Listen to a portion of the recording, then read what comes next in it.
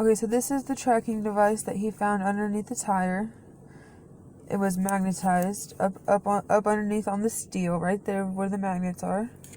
Here's the serial numbers that I tried to look up, but I couldn't find anything. No searches. And there we go. I'm going to get rid of it right now.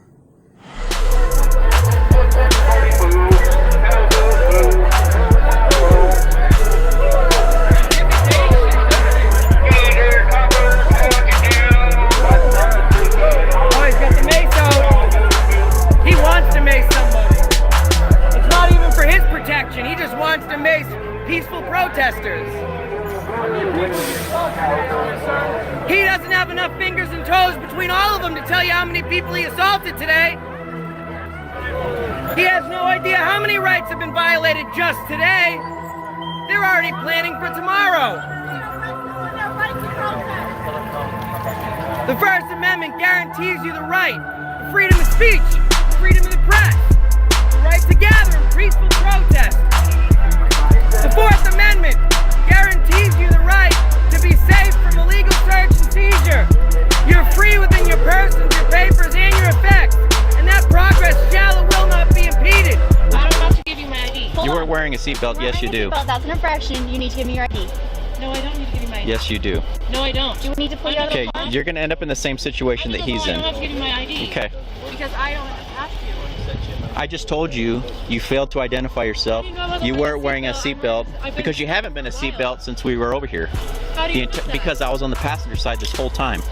Yeah, but We're about to break your window. go. Ma'am, open the door. Break that window and then get glass all over me. Yeah, wait 3 seconds. Listen. I want his window broken. Okay? Please unlock your door. Just open the door.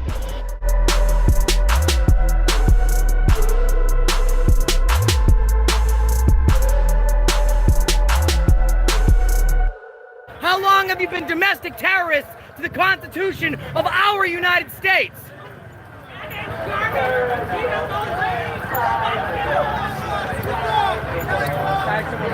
To thank everyone for coming today. I really appreciate this. I want to thank the mayor for this great opportunity to lead one of the finest police departments in the nation. I'd like to thank Director York for his encouragement and for his commitment to our community. I would like to thank the men and women of the Fort Wayne Police Department. They protect this community every day. They go out there and do a difficult job. And I asked our entire community to support our officers. And please pray for them. We will continue to work closely with the Allen County Prosecutor's Office, Allen County Sheriff's Office, the Indiana State Police, and our federal partners. We have built a relationship with them over the years, thanks to Director York and Chief Hamilton, that we will continue. Many of them are here today, and I'd like to thank them for coming, as well as our judges and some community leaders here today. We want to continue those relationships. Crime affects our entire city, regardless of the area of town in which you live. We must unite as one community to help end the senseless violence. We must come together as one community. We cannot do this alone. The Fort Wayne Police Department needs the community's help, and we're here today to again ask, as the mayor did, for the community's help. We ask for your support. Our primary focus will be on our operations division, our uniformed officers. This will give our quadrant commanders more resources to combat violent crime and to proactively serve the residents of Fort Wayne. We will also continue to work on community relations, building partnerships with our community leaders and organizations. We will be doing more through social media. In the weeks to come, you will see a revamped website that will allow the citizens better access to information and crime reporting. We will expand our use of crime analysis in an effort to learn about the concentrations of crime and the types of crimes being committed, so we can craft a more effective response with the resources that we currently have. We will enhance our intelligence gathering so we can gather information and focus our resources on known violent offenders. Reducing violent crime will and has been a priority of this administration, and we will continue to focus on that. Crime is down across Fort Wayne. That's the message Police Chief Steve Reed and Mayor Tom Henry are spreading. Today, they released information involving several areas of crime, including homicides, shootings, violent crimes, and property crimes. Both say the numbers are down this year compared to last year. One of the biggest accomplishments, Mayor Henry says, is that drug overdoses are also down this year, and he gave the praise to the many initiatives helping out police. Through Fort Wayne United, through the 10-Point Coalition, and through a number of other initiatives, the public is finally beginning to become a real partner in fighting crime in our community, and I think that's reflected in these statistics. Mayor Henry also says the safety of the community is his administration's top priority. We'll have the full breakdown of the numbers on our website, wayne.com. I have a quick question about Texas Penal Code 38.02. Okay. One of your deputies told me he was going to arrest me for failure at ID. Okay. If I didn't show ID. Uh-huh. But he had no primary charge. Okay. And so I just want to know what the sheriff's policy is regarding that penal code, because I hadn't committed a crime. He said he was going to arrest me for failure ID if I didn't show my ID. All right. You know what? I can't comment on it because I don't know the particulars. You'll have to go down and file a complaint in Internal Affairs, and we'll certainly take your statement. And then we'll talk to the officer and find out exactly why they stopped and asked you and made that comment, and we'll certainly look at it and make an appropriate decision on where we should go with it. Thank you, Sheriff. Why is it important that you have a policy like that? Why do you want the openness? Well, first of all, this is a free country, and we are a department that believes in transparency. And what I'm really proud of in terms of law enforcement is that when you look at the challenges, societal challenges that we're facing as a nation, law enforcement's really at the forefront, I believe, in terms of a deep desire to improve our profession, to build bridges with our community, and a big piece of that is transparency. If you think about the mistrust of government in this nation, where the mistrust of government is at an absolute fever pitch, historic high, it's extremely high, the mistrust of government. The way that we build trust with the community is through transparency and through engagement and through having actual respect for the community we serve, holding each other accountable, the community holding us accountable, us holding the community accountable when they don't do the right thing. And when we do these things, I think we end up with much better outcomes, which means we build trust. So transparency builds trust. Hi everyone, this is Indiana Freedom News. So I've been waiting for a call. I submitted a floated request for their dash cams, body cams, also the record request for their, I don't remember what you want to call it, but either which way, for the paperwork to show who pulled me over, badge numbers and stuff like that. Well, apparently I got a call today, which is not even 24 hours later, stating that they basically denying my request, and they want me to get a subpoena, and I can't do anything until I have my court date, which is telling me that Lafayette, Indiana Police Department, LPD, is most likely guilty, and they're basically going to violate my rights, and they think they're going to get away with it. Well, now I had to get a lawyer, a nice one. I'm going to go up to Indy, and I'm pretty sure they violated two of my Fourth Amendment right at least twice. I'm pretty sure. So this just tells me that they're guilty. If anybody wants to call Lafayette Police Department and complain, you know, that's up to you. But I just figure I'd give you a little update of what's going on. And let me show you what causes all the problems. Everything on this car is completely legal and compliant with state laws. Every strobe on this is amber. Nothing says police on this car. The police wigwags and their high beams, and every other light in this car is amber. Every strobe, everything. And this is the car that it keeps getting me harassed in for no reason. I bought it at a dealership and went to auction from the Lafayette Police Department. I paid $8,500 for it. The only thing I've done also, besides trying to keep it clean, is I put construction amber strobe lights in, because I help people occasionally on the side of the road, or I cut down trees and do miscellaneous work. Nothing illegal in my car at all. I don't know if I have my key on me. Nothing. And then they broke my toggle switch when they flipped them on when they were arresting me, which is kind of unique, I guess. But yeah, they won't give me anything. They're pretty much telling me to fuck off. which pretty sure that violates my rights. So if there's anything I should do, give me a heads up, let me know. Appreciate it. This is Indiana Freedom News, out. New and only on 6, the Indiana Attorney General's office is facing scrutiny for violations of the Indiana Public Records Law. Greg Zeller's office is known as a champion for transparency and openness in government, but a man living in Hamilton County says getting records from the agency has been a nightmare. Call 6 investigator Kara Kinney joins us now with this story. Kara? Well, Erica, the Attorney General's office holds public access seminars across the state, educating people on public records and open meetings laws. But after a man complained, the public access counselor found the Attorney General's office violated the public records law 3 times. I filed a complaint. Paul Strawn is a retired federal government worker who says his father, Max, was mistreated by 2 Indiana doctors. His dad has now passed away. I have a very deep and abiding respect for all veterans. The victim in this case, my father, was a World War II disabled veteran, disabled as a result of his military service. He was left crippled for 66 years. Excuse me.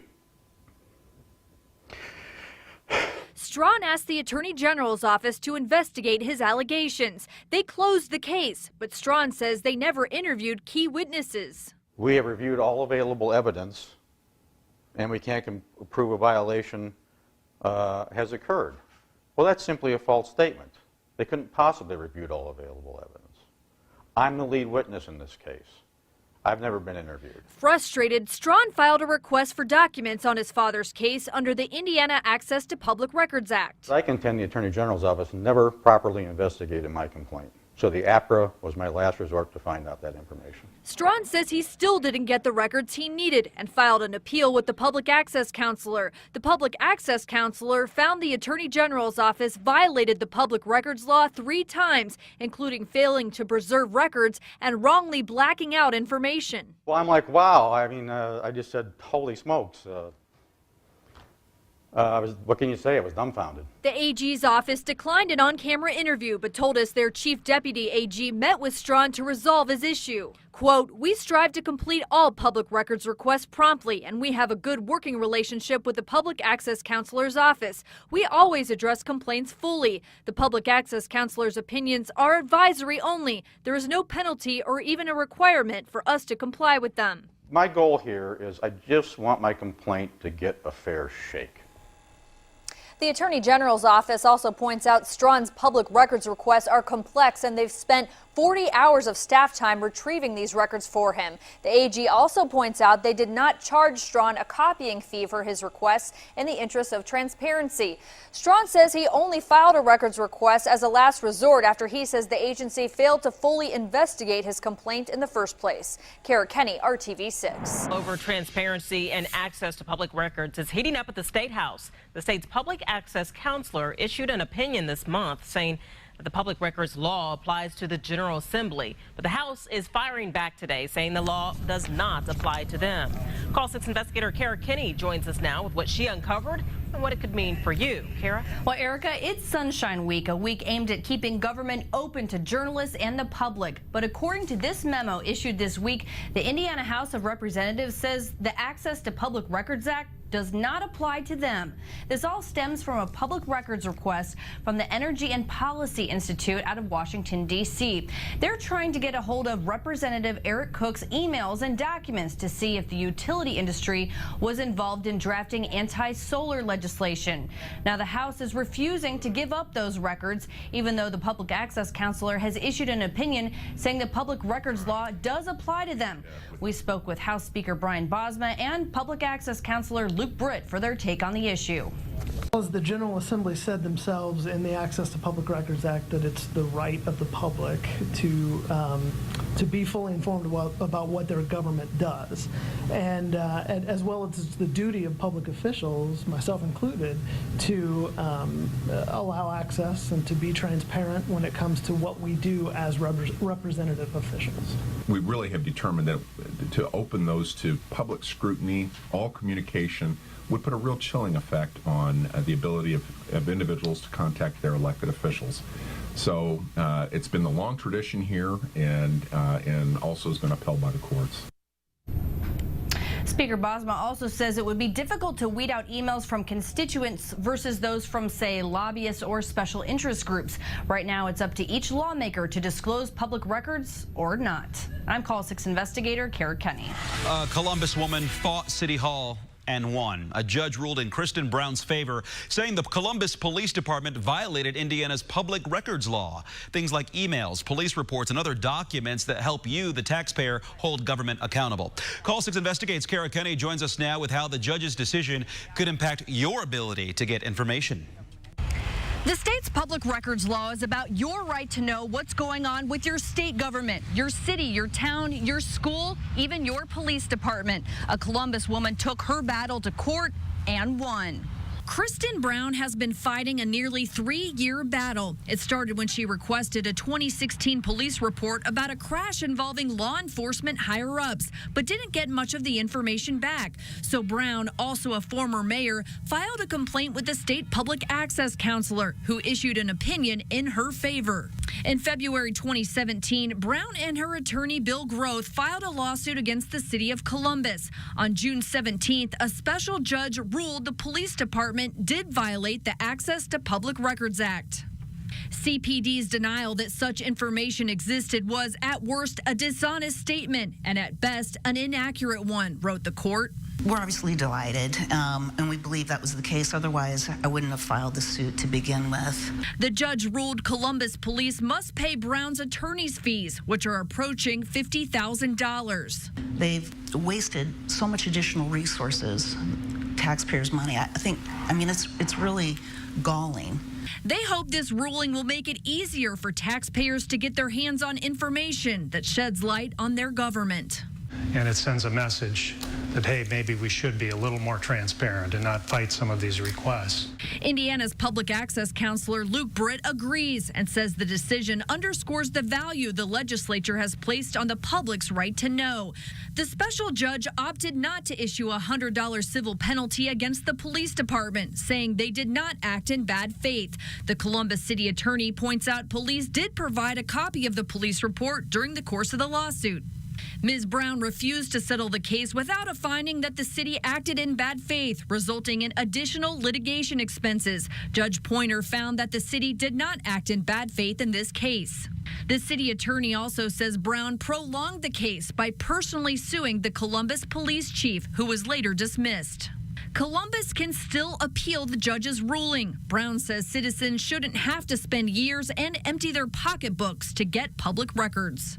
Brown is now working with state lawmakers to change the law and give the state's public access counselor more teeth, and also create a grievance process for citizens trying to get access to public records, one that won't cost people money out of their own pocket. Describe a little bit. What is the goal? What is it that your channel is all about that you're doing right now? Well, I run a pro-police website, and we're also pro-accountability. My feeling is, and I haven't always felt this way, but my feeling is that the government via the police have begun to very quickly erode our personal rights. And along with that is, there are a lot of misconceptions amongst the police, some of it intentional, some of it unintentional, about exactly what laws are in place and what they mean. For instance, in Texas, our stop and ID law is very liberal. Basically, you only have to identify yourself if they arrest you for something. It's a secondary charge, and yet people are arrested for failure to ID on a regular basis. And that's, it's one of the issues. The other issue is that, police officers that do wrong aren't punished and basically get away with doing wrong. And so we seek to expose that and seek to get accountability for whatever wrong was committed. So it really is the type of content that we would have maybe seen back in the 80s on 2020 or one of the mainstream television stations that had a budget to do actual investigative journalism and find corruptions in government, corruptions in police, or whatever. But we're not seeing much of that in mainstream media these days, are we? It's become too much of a liability because the police unions, specifically the Fraternal Order of Police, has a massive bank account. And so they pressure the networks not to focus on that type of activity because it makes their members look bad. Sure. And to be fair, I mean, much with as any other job, there's always some rotten apples that screw it up for everybody who's doing their job the way they're supposed to, right? Absolutely. I one of the things you'll find on my channel, remember I said I was pro-police, you'll find the good stuff as well as the bad. Matter of fact, the good stuff turns out to be about 80% of the content that I host on my channel. Yeah. And it may not be as fun to watch with less controversy, I'm sure, but nonetheless, you present all sides. I try to be fair and balanced, yes. Yeah. I think that's somebody's slogan, so let's not go there, but... well... But yeah, it's what I really like about it is, again, it's the idea that anybody can buy a camera or two and then really put a focus on an area they want other people to know about, whether it's police corruption, whether it's the banking system, whether it's illicit drug sales, whatever the topic is. We're not at the mercy of the old media to wait until somebody decides to get around to doing a story on it. We can actually go out there and be the journalists, be the people that ignite the fire and sometimes make change happen. And absolutely. Have you had instances where activities that you've done that sort of put a magnifying glass over some activities actually result in change? Absolutely. This nation's leaders, and I'm not even going to call them leaders, they're fucking servants, they're public servants, and their constituency, us, we the people, are their boss. We have situations in this country where we see atrocity day in and day out. There are new videos every day of police brutality, of police misconduct.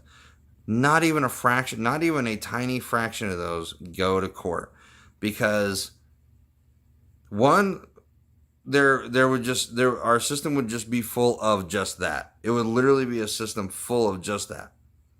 That's why law enforcement officials investigate themselves and find themselves that they did nothing wrong.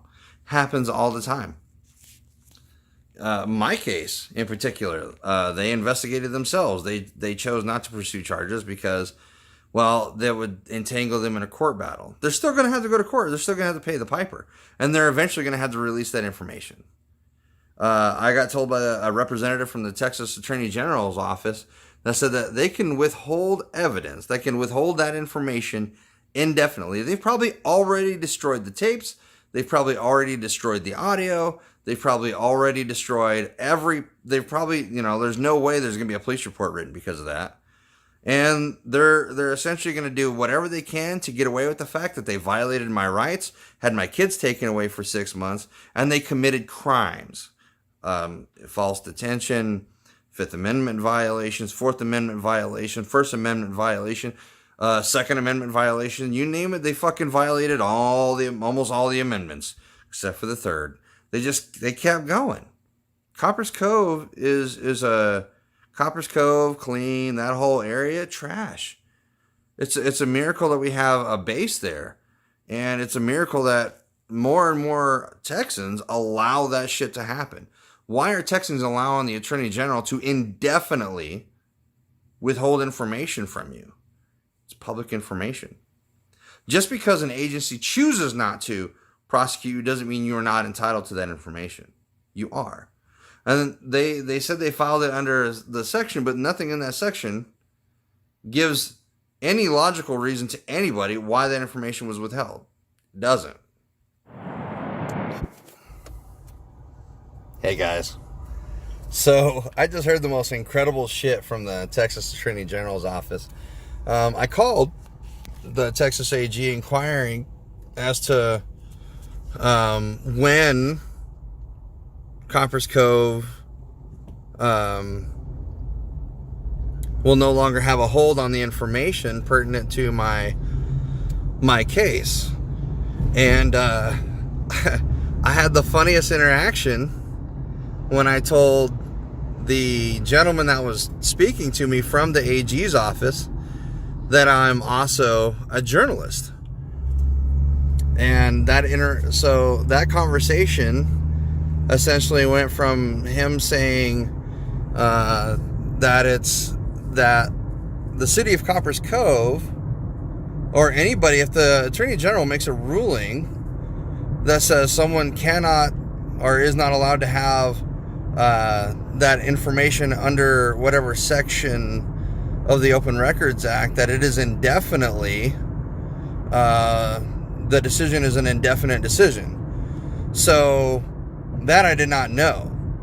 He got really defensive and said, no, I'm not a spokesperson for the Attorney General's office, but he's literally calling me from the Attorney General's office to tell me that I am not allowed access to that information indefinitely unless I file a civil claim against the city and file a lawsuit and subpoena that information, which is something I definitely intend to do. But it was just amazing to me that the Texas Attorney General has enough clout, I guess, or jurisdiction to say information that should be public regarding any case can be withheld indefinitely.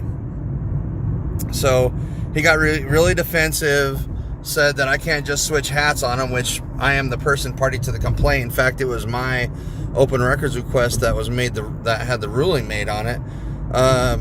But the sheer fact that I wear multiple hats as a journalist freaked him out and said, no, I'm not a spokesperson for the Attorney General, and then he ended the phone call. It was just amazing to me that this man was so afraid of the fact that I am also a journalist and that I report the news. I have a YouTube channel, and I also have multiple mechanisms of providing information via text or whatever have you. I also write articles. But it was just amazing how quickly and on the defense he got when I mentioned that as a journalist, this information, that the Attorney General can withhold information indefinitely to someone who is party to that information, was just incredible knowledge that I believe Texans don't know. It is it's just incredible power that the AG wields to withhold information that would incriminate law enforcement. So they think they're slick. Copper's Cove thinks they're slick. They think they're going to be able to deny me the information forever. It's not going to happen. They're going to get hit with a lawsuit once I get a chance to go back down to Texas and square things away and get my claim together. And once I do that, and once I get everything together, I really hope that they say that, oh, I can't file my claim because I'm going to. If they say, oh, it's too late to file the claim, they've got another thing coming. Because I'm going to be relentless. I am never, ever going to leave this issue alone. I don't care if they believe that the claim is done and that there's no action that I can legally take. Well, I will be a thorn in Copper's Cove's side until they kill me or that they acquiesce to every one of my demands. My demands are simple. I want them to release the unredacted police video from the cars. I want them to release the unredacted content when it comes to the police report, the audio recordings that were made from the police calls, everything. I want everything. I want access to it all. Because the public should be made perfectly aware of all the criminal activity that is being done in Copper's Cove. Everybody should have access to that information. So, I'm going to be working on this. I will keep you guys updated, but I just thought that was some information people needed to know, especially in Texas, where the Open Records Act is apparently a farce, and that people apparently don't have access to all the information, especially if it pertains to them. The interesting takeaway that I have from that is if somehow the police don't adjudicate or they don't charge you formally, that they can withhold that information, which I, again, had always assumed was public information. So for them to be able to do that and say, oh no, well, the Attorney General's made a ruling and then this is no longer information you have access to is incredibly important.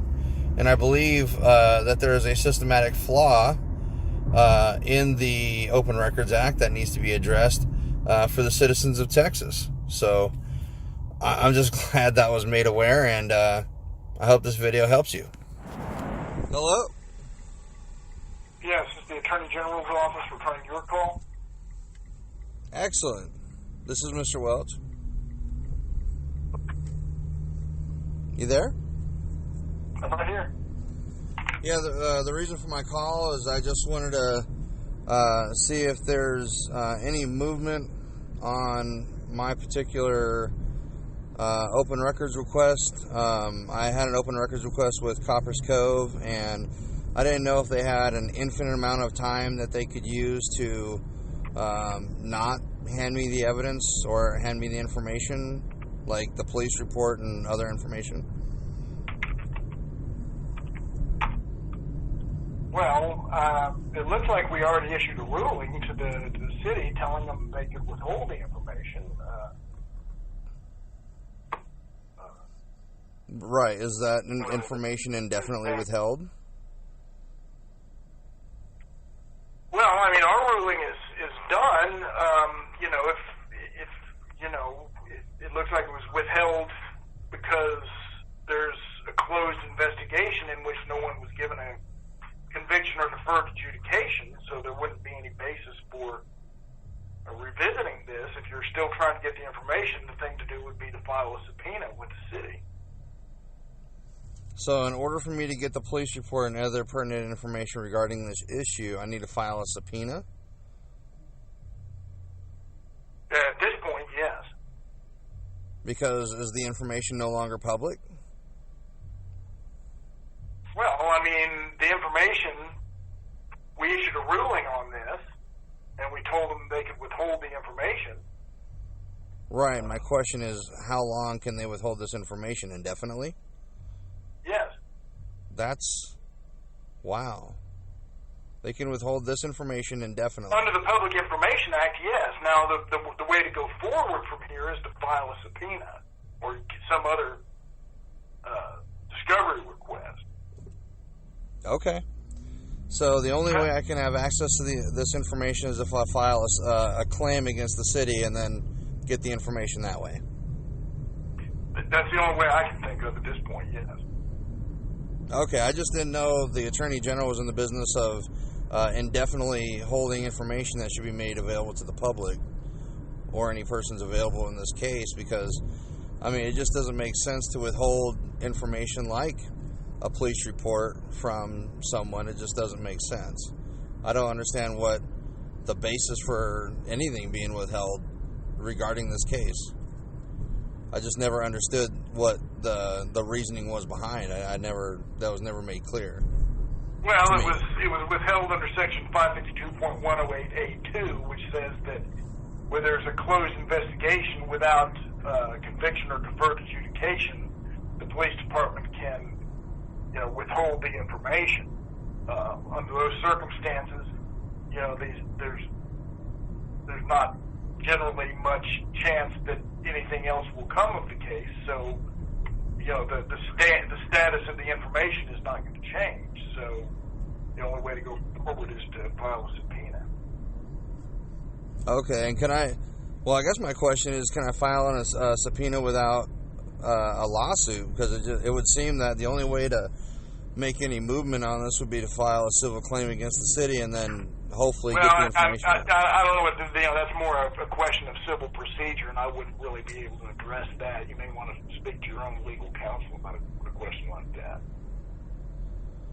I just didn't know the AG could withhold information. Well, tell the city they can withhold information indefinitely, you know, because I was always assuming that information was public information and it should be able to have access to it.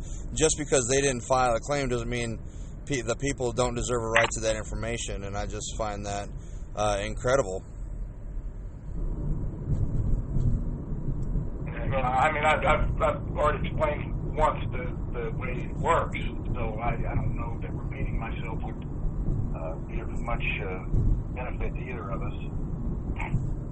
Okay, well, I'm just gonna have to go to file a claim against the city, and then I am also a journalist, so I'll be making note of this, and I'll let Texans know that the Attorney General can make a determination on whether people have access to information indefinitely. So thank you for that. I didn't know that. You didn't mention that you were a journalist. I didn't have to. My name's David Welch. I'm the person that's party to that information. I'm actually. Well, I'm not speaking on the record here. I'm not a media spokesman for the Attorney General's office. Right, but you just provided me information about. No. Claim. I'm not a media spokesman for the Attorney General's office. You did not tell us you were a reporter. So I'm also a journalist. I have more than one hat I can wear as an academic and a person. That's fine, but if you're a journalist and if you're getting a statement from the Attorney General's office, you're supposed to tell the AG's office that you're a reporter. According you to did who? not do that. According to you who? can't change hats like that. So why couldn't I? We'll According to who do I have to? According to who do I have to tell that information? I'm sorry, I can't continue this phone call.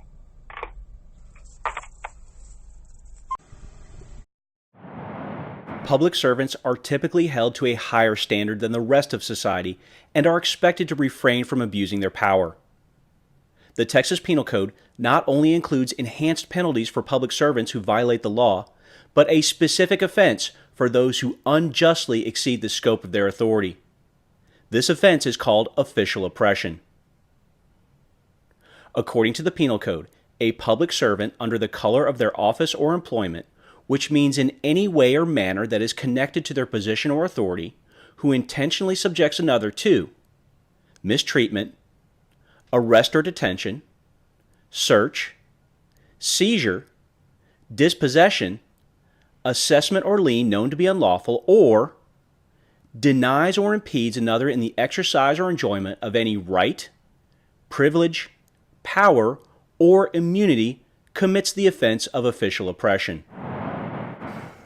Now we want to look at what is a Public Information Act request. It's really important that every member of your governmental body knows how to identify a Public Information Act request. We're going to talk about how Public Information Act requests can be received in a moment, but all that you need to know for this point is that anyone in your governmental body can receive a Public Information Act request if it comes in by hard copy, hand delivery, or mail. So that means anyone can walk up to any employee in a governmental body and hand them a handwritten Public Information Act request, and it triggers all of the requirements of the Public Information Act and all of the requester's rights. So very important that everyone knows how to identify them. So what are the limits of a Public Information Act request?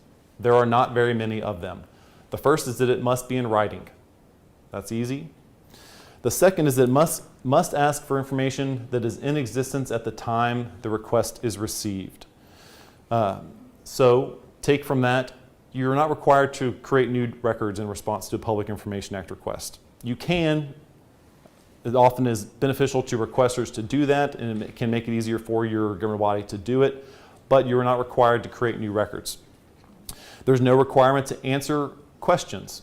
So if an entity asks you a question, you're not required to respond to it. You're only required to make a good faith effort to relate that question to records that you maintain.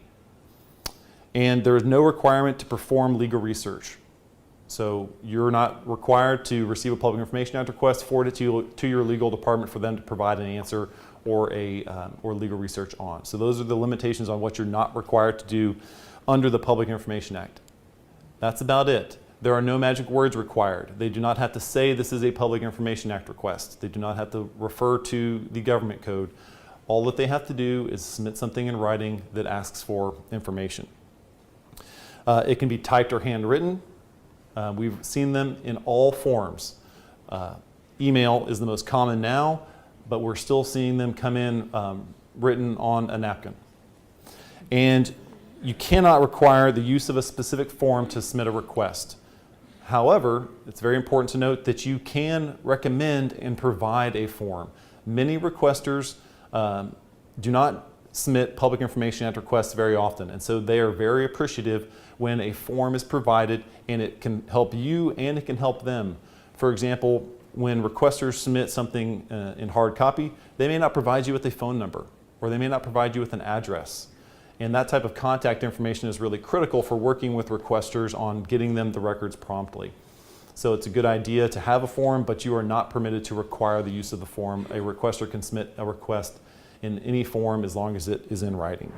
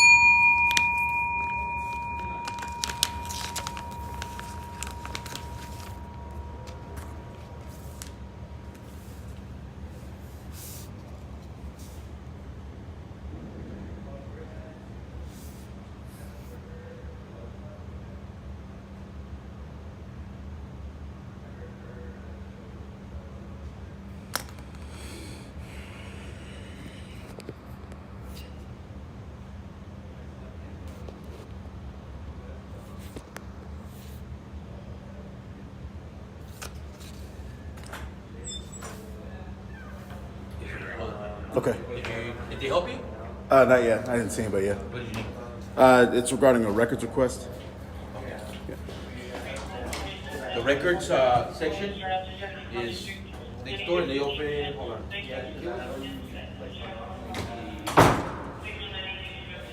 here. That would be the normal method, but by law I'm allowed to make a records request at any time. You need it right now? Yeah. Hold on, okay? Let me get you. Okay. You need it ASAP? No, not ASAP. You saying you need it right now? Hold on, just give me a little bit. Well, I'd like to submit the request right now. Okay. Yeah. All right. You'll pick it up at a later time? Yeah, I mean, I don't even have to physically pick it up. If my request could be responded to by email, that'd be perfect. Or mail. I think they do it by mail, but let me double check. Okay. Hang tight, okay? All right. These do a record request right now. Record request at 4:40.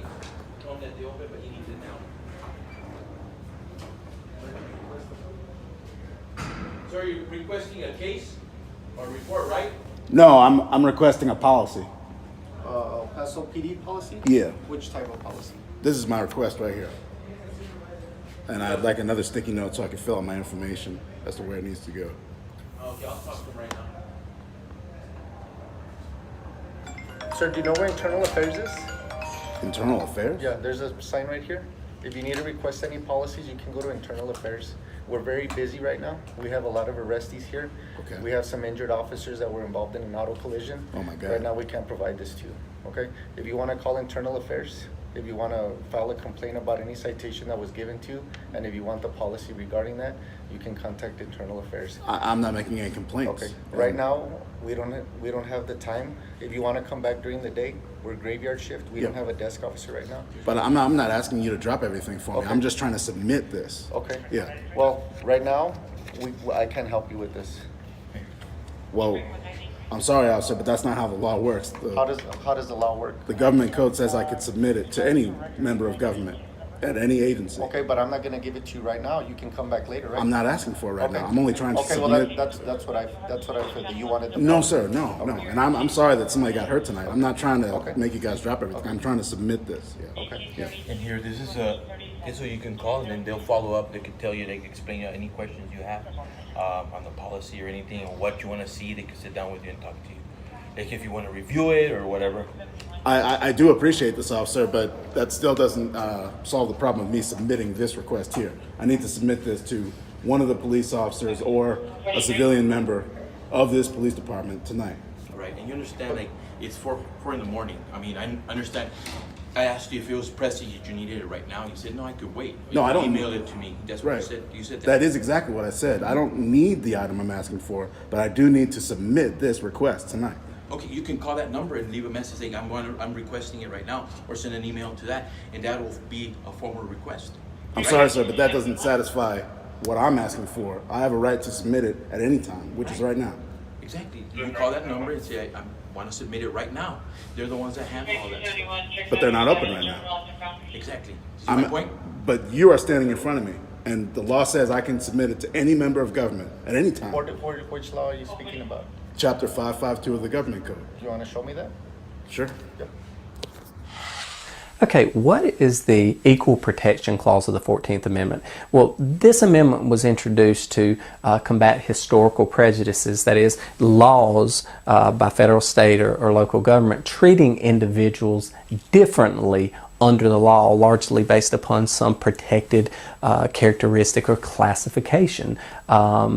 It was the justification for the first Civil Rights Act of 1866 that prohibited discrimination based upon race as a primary character, and it is carried forward to be the driving force behind much of the civil rights laws, or the laws prohibiting individuals from treating the law as passed by the local government from in some way treating one individual differently from the next. It embodies the full principle of the rule of law, that again, that providing individuals equal access and protection under the law promotes the general and overall well-being of society, including the greater economic productive activity by all individuals. Second rank, steal!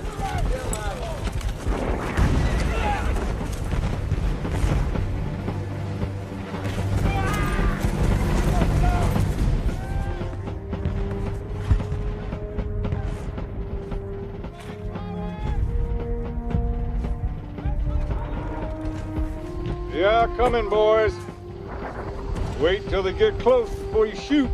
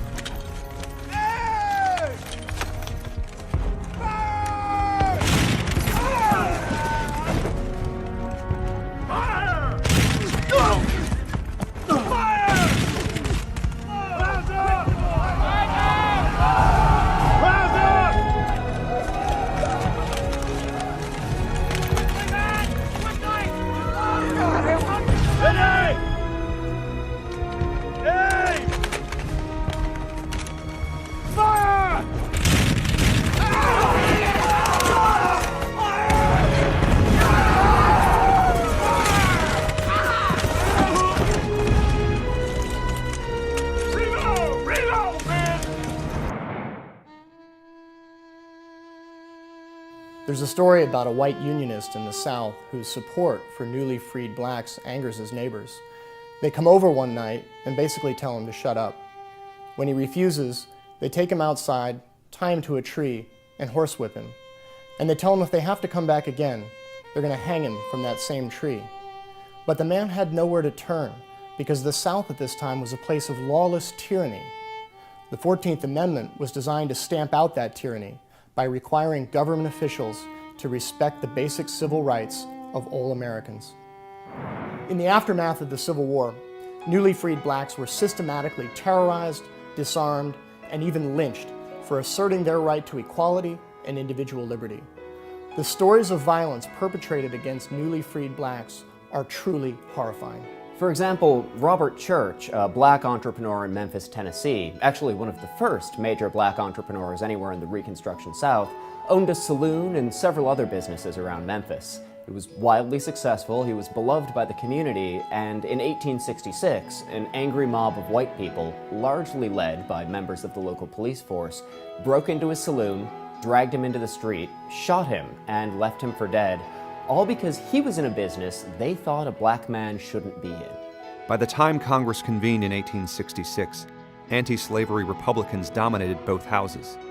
Led by men like John Bingham in the House, along with Senators Charles Sumner and Jacob Howard, radical Republicans enjoyed complete control of Congress.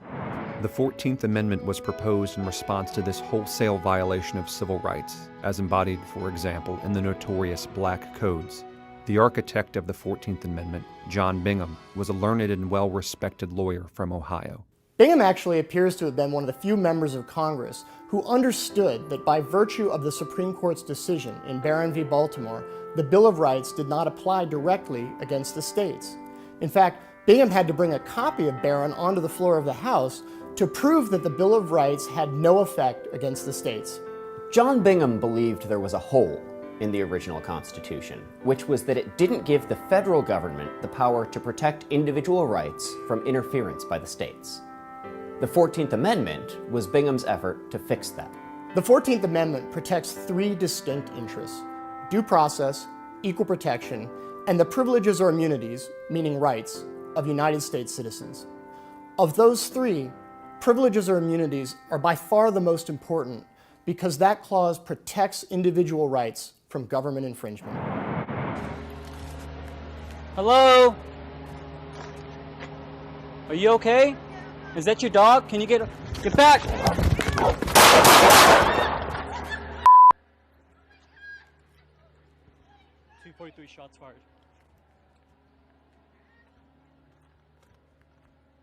Ma'am, get a hold of your dog.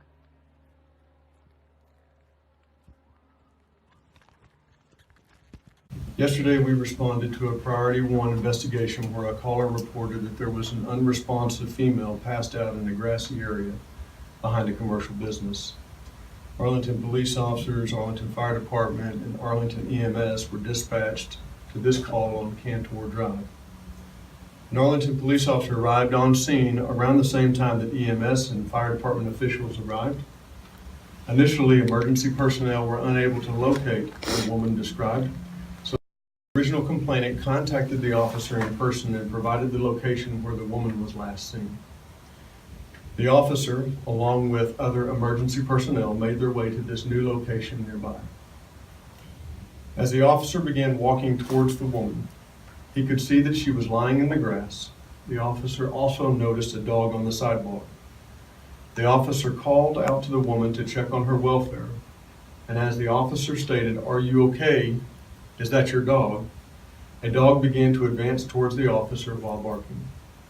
The officer retreated backwards, drew his firearm, and fired multiple shots at the dog.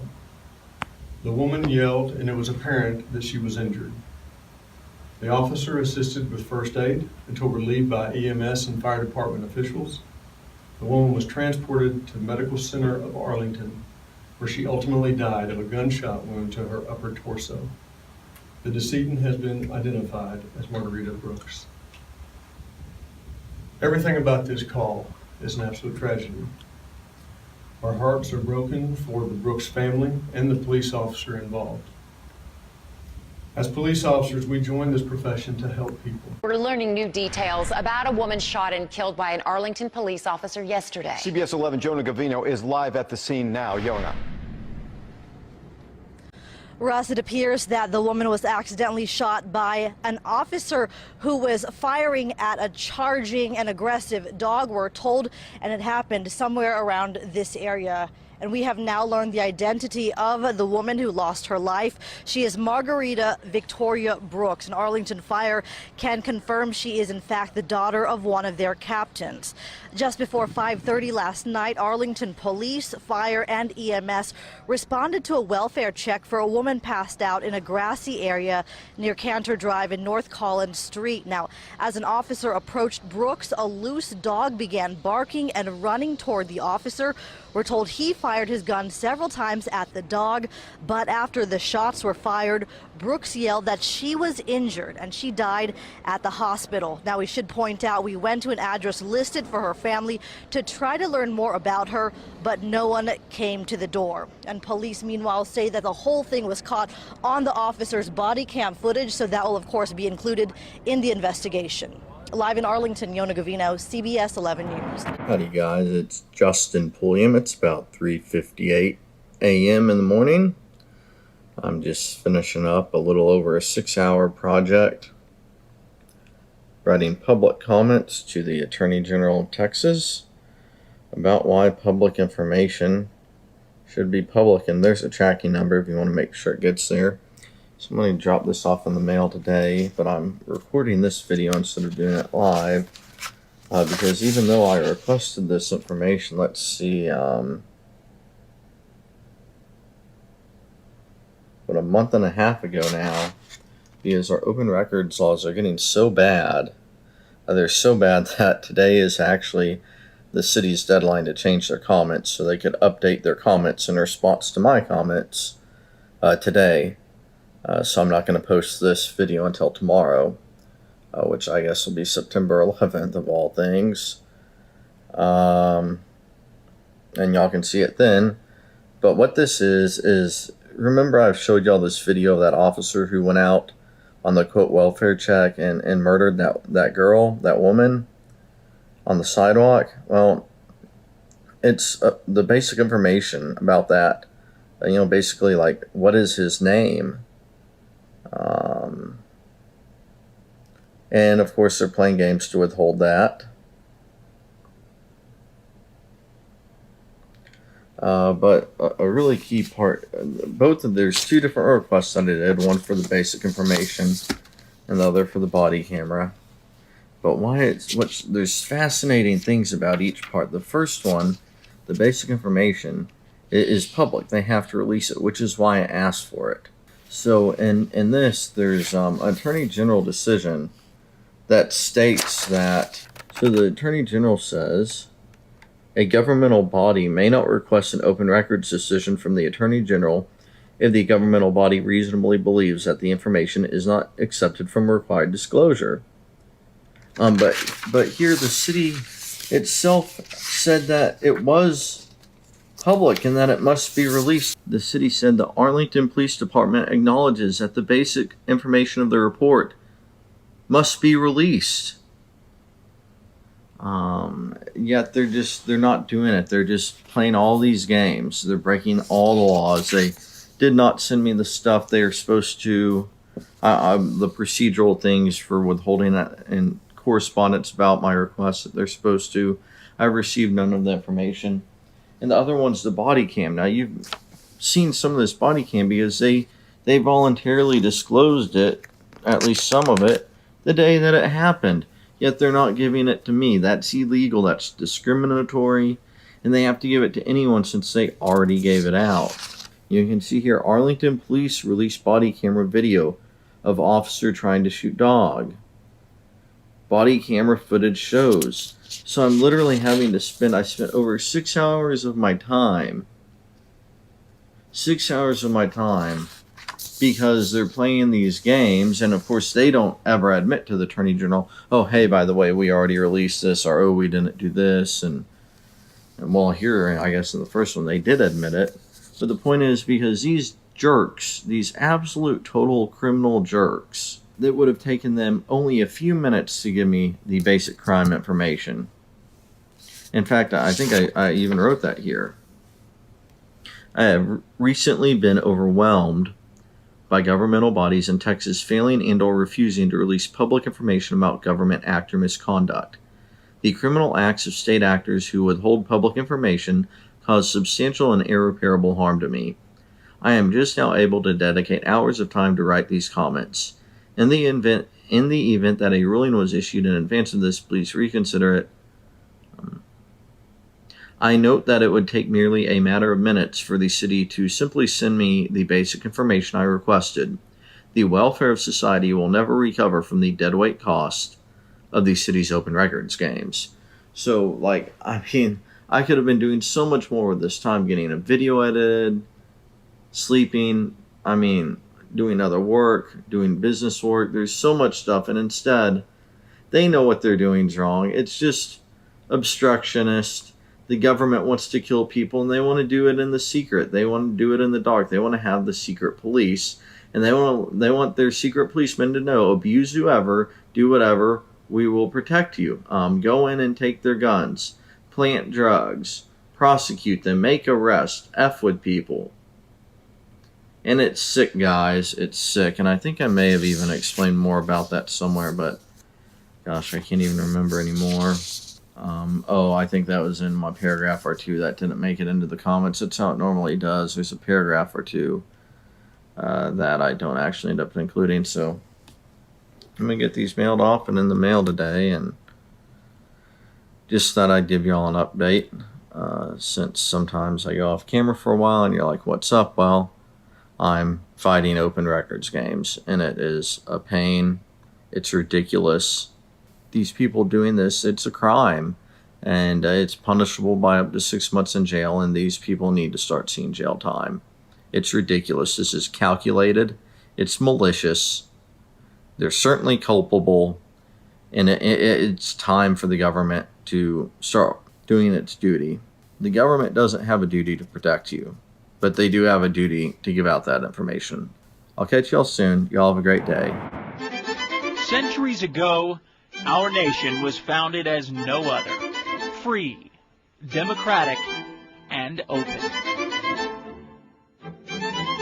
Spelled out in the Declaration of Independence and the Bill of Rights, government derives their just powers from the consent of the governed, powers entrusted to them by the populace. The public's right to know is essential to accountability in government. We have the right to know what occurs in government meetings and what is contained in public records. Its openness mandated by state and federal law. It's only natural that elected officials and government leaders want recognition for their successes, but not their failures. But we as a healthy democracy need to know the good, the bad, and the ugly. Today, we carry on the ideals and sacrifice of our country's founders. Openness and accountability, not secrecy and concealment, is what keeps our democracy strong and enduring. That's what a free democratic government is all about, and you can't have one unless people know what is going on behind government doors. Hello, I'm Texas Attorney General Greg Abbott. Thomas Jefferson once said that a public office is a public trust, and in that spirit, the work of government must be open to all the people. It is a principle written into Texas law and upheld by the courts. The Sharpstown stock fraud scandal of the early 1970s serves as a reminder of the public trust and also of what happens when that trust is breached. Federal accusations and state charges were levied upon several elected officials.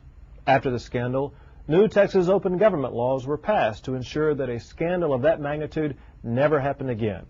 As public officials elected to office, we owe it to all Texans to protect the openness and freedom this state and this country were founded upon.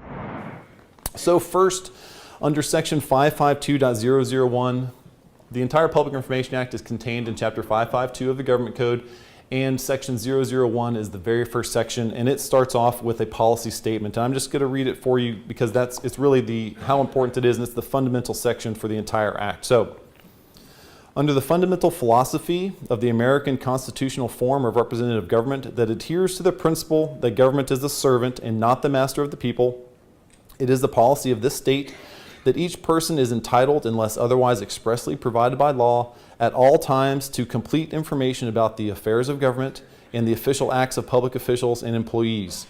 The provisions of this chapter shall be liberally construed to implement this policy. In case there is any question about how the Act should be construed, they repeat it again in the very next subsection. This chapter shall be liberally construed in favor of granting a request for information. So whenever we see a request come in, we're going to start off with the feeling that's contained in this section, that is the public information, the information that's responsive to the request is public, that it needs to be released unless there's an exception that covers it. So that's really important. That's what you start off with any request, is that the information that's responsive to this request is open to the public unless there's an exception that applies. In this screencast, we'll discuss some of the similarities and differences between the Texas Constitution and the United States Constitution. The current Texas Constitution was ratified in 1876. The first article contains the Texas Bill of Rights. One of the things that the Texas Constitution does that the U.S. Constitution does not is protect you from outlawry or banishment. Essentially, in Texas, you can't be ridden out of town on a rail. The Texas Constitution just like the U.S. Constitution identifies the crime of treason. It's the only crime found in both constitutions. The Texas Constitution includes a provision for taking a person without warrant into custody if they are of unsound mind.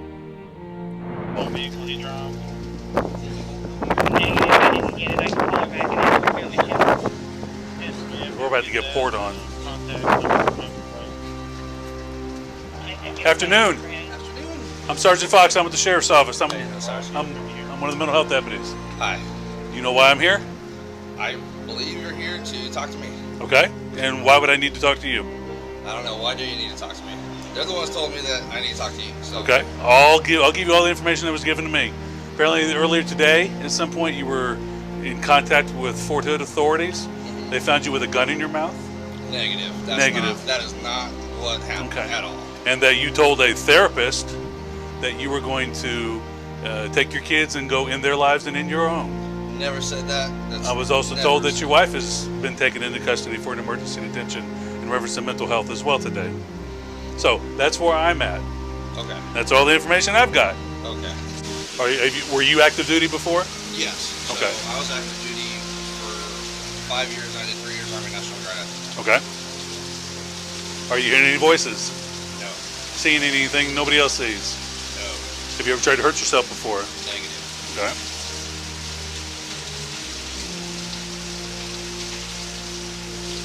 You want to hurt yourself now? No. Want to hurt anybody else? Negative.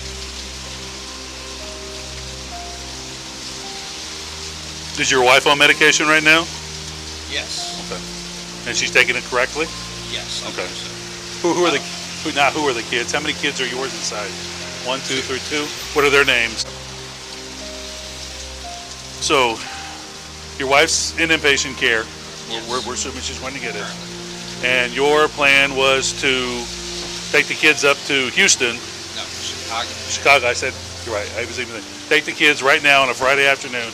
Drive up to Chicago with a 3-year-old and a 1-year-old. Yes. To drop off a handgun with who again? My twin brother. With your twin brother, and then drive back with the kids. So no. Okay. My kids are staying up there. Your kids are staying up there. Okay. Yes. And then my mom's gonna go get the kids. Okay. From your twin brother. Yes. What's your twin brother's name? Steven. Is there a phone number for him that I can have? Yep. And your mom, what is her first name? Christine. I actually had to look up her number. That's all right. Welch. You want me to look it up? Please. Last name her what? Last name is. And if I call Steven, he's going to give me the same story that you're giving me. Yes. If I call your mom, she's going to give me the same story that you're giving me. I haven't been able to talk to my mom really. All she knows is that Bray is being admitted, and that's as far as we got. Okay. Why are you going all the way to Chicago to drop off a handgun? Because they won't let Maria return to our home unless the handgun is either in their possession or just gone. And you didn't want to just let them have it temporarily? No. Why? Okay.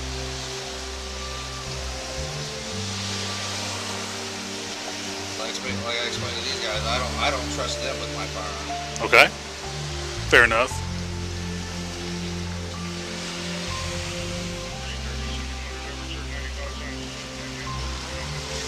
¿Está fría?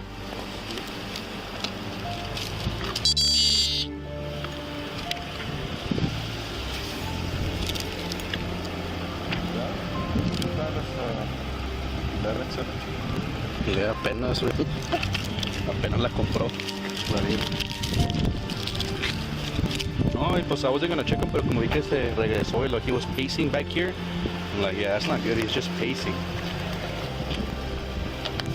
Yeah.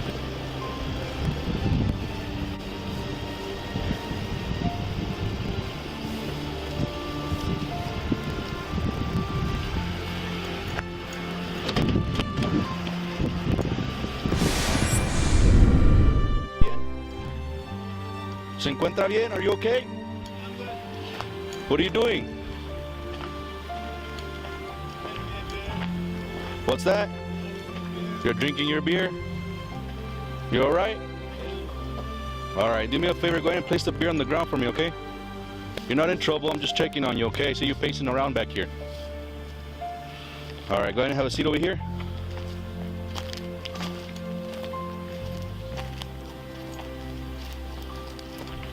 So what's going on? What are you doing? Just hanging out? All right. Do you have an ID with you? You don't have any type of ID with you? I'm sorry? I can't get an ID every day. Why not?